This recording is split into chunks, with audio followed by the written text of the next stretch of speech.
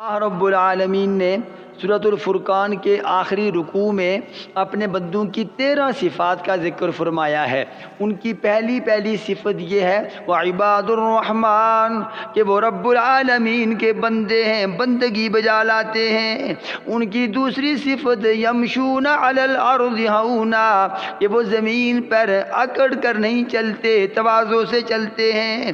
ان کی تیسری صفت وَإِذَا خَاطَبَهُمُ الْجَاهِلُونَ قَالُوا سَلَامًا، کہ وہ جاہلوں کے ساتھ الجھتے نہیں، بحث و تکرار نہیں کرتے، بلکہ انہیں سلام کر کے گزر جاتے ہیں۔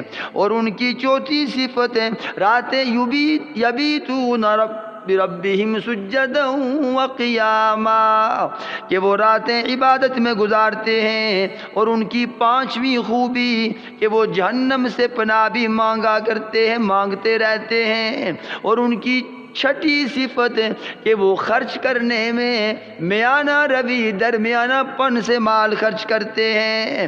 اور ان کی آٹھویں نشانی کہ وہ قتل ناحق نہیں کرتے، اور ایک اور نشانی کہ شرک نہیں کرتے۔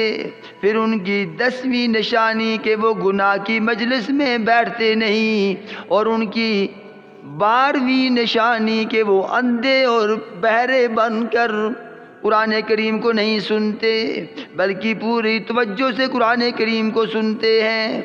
اور ان کی 13ویں اور آخری صفت کہ وہ اپنے لیے بھی اور اپنی اولاد کے لیے بھی، اپنے گھر والوں کے لیے بھی رب العالمین سے دعا کرتے ہیں کہ رب العالمین ان کی طرف سے ہماری آنکھوں کو ٹھنڈا فرمانا۔ یہ 13 صفات ذکر کرنے کے بعد اللہ فرماتے ہیں کہ ان کے لیے آخرت میں غرفہ ہے۔ غرفہ کہتے ہیں بالا خانہ کو، اور ان کو فرشتوں کی طرف سے سلام پیش کیا جائے گا۔ ہم میں سے ہر ایک مسلم کو یہ 13 کی 13 صفات اپنانی چاہیے۔ انہی میں نجات ہے، انہی میں عزت ہے، انہی میں سکون ہے۔ اللہ رب العالمین عمل کی توفیق عطا فرمائے۔